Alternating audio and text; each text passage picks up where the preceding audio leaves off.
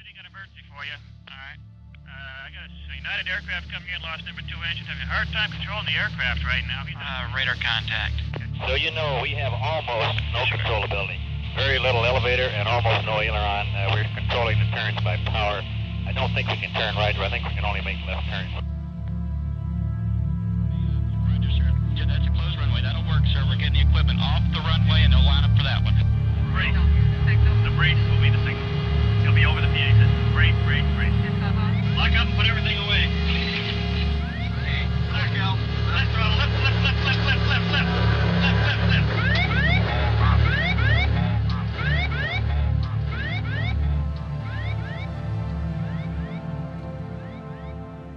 We flew to Sioux City, and the controller took us around the airport and had us land on the same runway that DC-10 landed on. And when I came in on final, all I could see was that big black spot in the middle of the runway. Looked over to the right in the cornfield, and there was that monstrous airplane laying on its side. Gene Sears was president of IFDA, and he told me that he got a call from the Iowa Funeral Directors Association that they needed help in Sioux City with this accident. He says, "What's your day like, or what's your week like?" I says, "I'm free."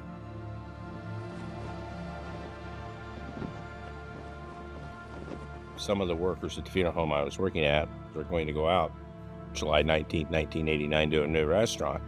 We had a babysitter lined up for our son who was 6 at the time. And everything's going good. My wife, she called me about 10 minutes till 4 that afternoon. She says, "We won't be going tonight." I'm going, "Why?" And she said, "A plane crashed at the airport." And I'm going, "What? A Piper Cub?" I was thinking small airline. She says, "Just turn on the TV. I don't know when I'm going to get out of here." And I turned on the TV, and the first thing I saw was the car wheeling down the runway.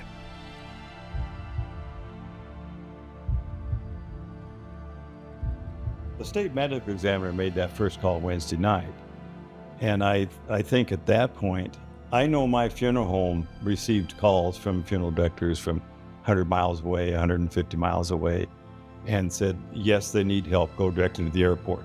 I'm sure some funeral directors didn't know what to do, how to get there, and I'm sure some just drove down to the airport. They heard through a friend, they knew a funeral director that was working down there already and called him. They just showed up. It was an experience that they had not undergone before and wanted to experience it.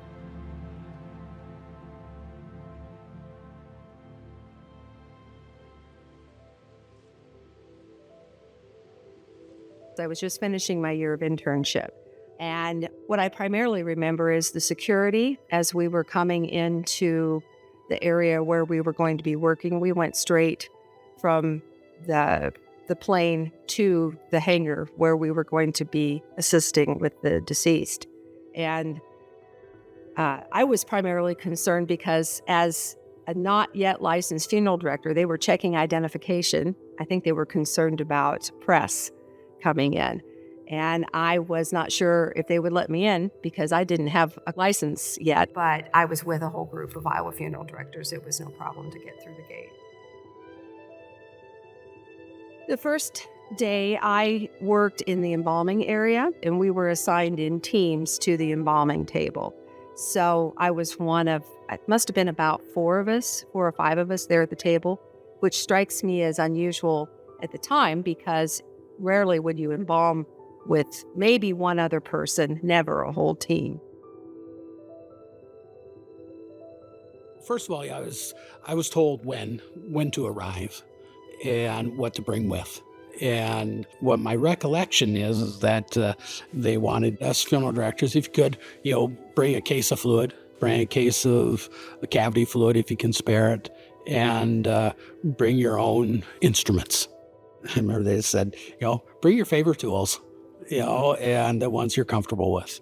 And so really, I didn't really have any expectations, for it. Just, I was nervous. I remember that feeling like, oh my God, what am I getting myself into?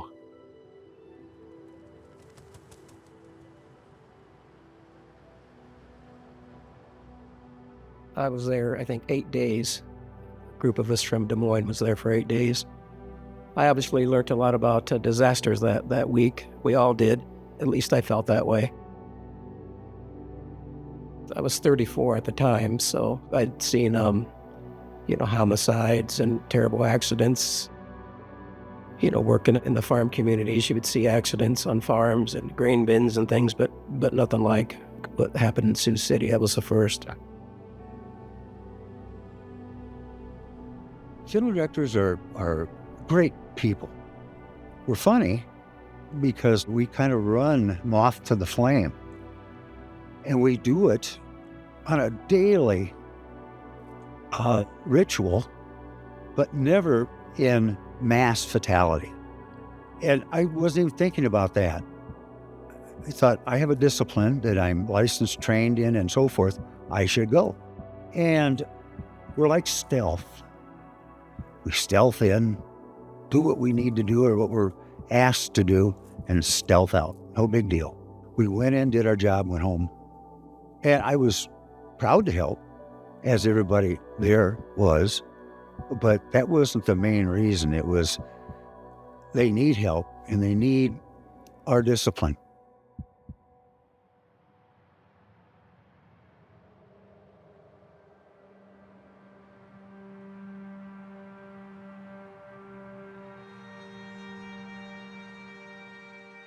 No, the challenges of the preparation process or the embalming. The first challenge was, it's hotter than Hades in that hangar. That's something I still remember after all these years. It was hot. The other challenges it's just simple things. Water supply. Wasn't as prevalent as it would be as if you were in your own funeral home. Embalming the individual, the conditions of the bodies. Yeah, some are just fine. Died on whether it be impact or smoke inhalation or whatever. And some were pretty tough. When you look at each individual person to think of, the challenge of preparing them. Because of the identification procedure that was in use at that point in time, especially when they had to go to dental records, yes, there was some restoration work we would have liked to have been able to accomplish, but we couldn't because of the identification. The most important thing in a situation like that is to make sure, A, you know who you've got, and B, make sure that everything's in order. Because the last thing you want to do is misidentify somebody. I understand that, but it was difficult, to be very honest with you. Because probably, and I'm just estimating, I would say if we had things done then, how would they do it now? I would say 40 to 50% of those people that perished in that crash would have been viewable. There were bodies in what we say perfect condition that the procedures that the medical examiners did that rendered that body unviewable for a family back home. It was upsetting. It made every funeral director that worked in the morgue upset and mad. It really did. All we understood was that was a standard operating procedure for the FBI. And the one who was really upset was Tom Bennett. And Tom Bennett was one that really got that changed. He said, you don't need to do that. We've got portable x-rays. You don't need to do that anymore. Because then you have to explain to people why.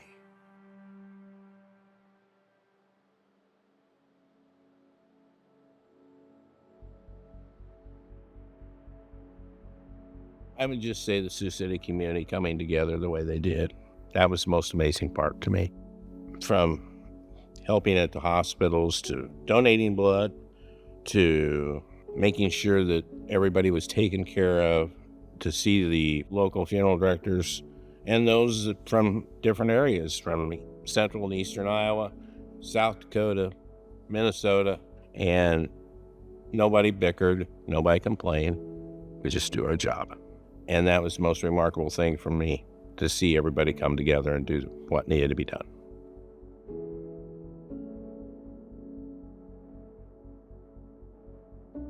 Do I have any regrets? I don't have any regrets. I'm glad that I was able to step up and work on as many people as I did.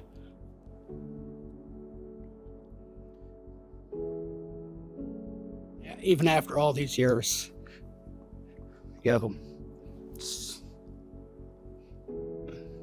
those thoughts and feelings still come back. I haven't thought much about it in years. Every year on the anniversary, think about it. Several years. Make a pilgrimage down to the memorial. Just think.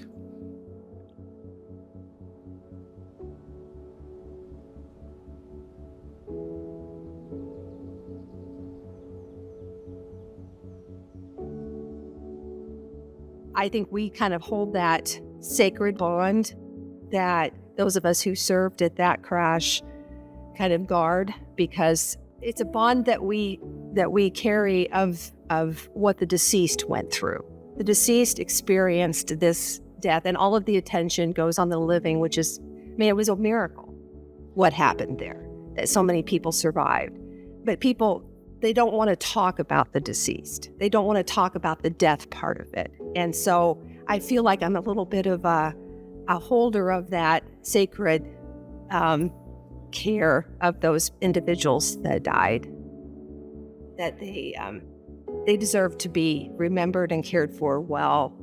And if you even look at the recognitions, and none of us did this for recognition, but the fact that the funeral and deceased part of it is not the major emphasis just shows you that they needed somebody to just kind of hold that place for them, that the deceased needed the honor, they needed to be held, and they weren't going to be recognized like the living, because nobody wants to think about the loss.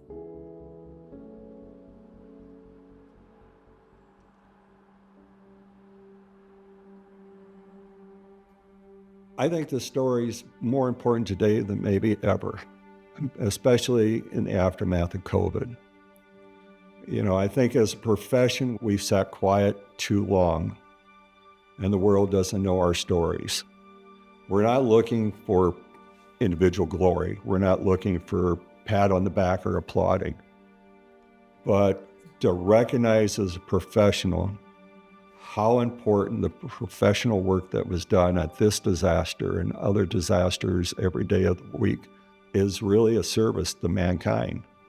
And I often think, where would those families be today if we didn't have the passion and the compassion and the dedication of those people working in the morgue to recover those bodies, prepare them, and allow them to get back to you, the hurt and the pain that this family does.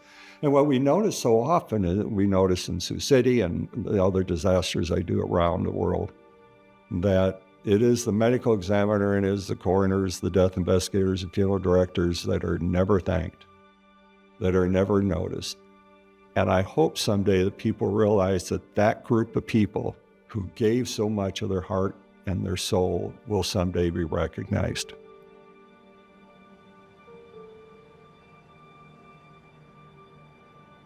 So we look at what came positive out of 232 that has helped families in the future. I really think the work that IFDA and the funeral directors of those days, whether they worked in the morgue or whether they were on the leadership team or whatever, the work that we did in Iowa Funeral Directors Association along with Tom Bennett changed the way families were cared for in future disasters.